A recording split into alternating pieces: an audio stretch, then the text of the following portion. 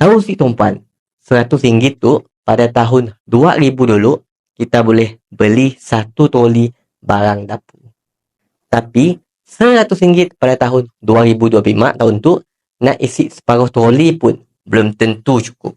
Itulah namanya inflasi. Pembunuh senyap nilai duit kita.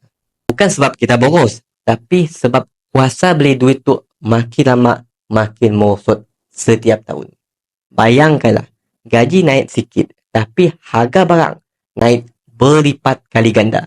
Simpan duit dalam bank, tapi nilainya makin kecil dari hari ke hari.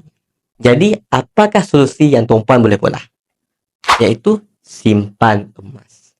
Emas tu sifatnya adalah kalis inflasi. Nilainya kekal dan makin lama makin naik bila duit kita kehilangan nilai. Bukan ikut politik, bukan juga ikut bank, tetapi ikut permintaan dunia sebenar. Sejak zaman Rasulullah pun emas tu laku.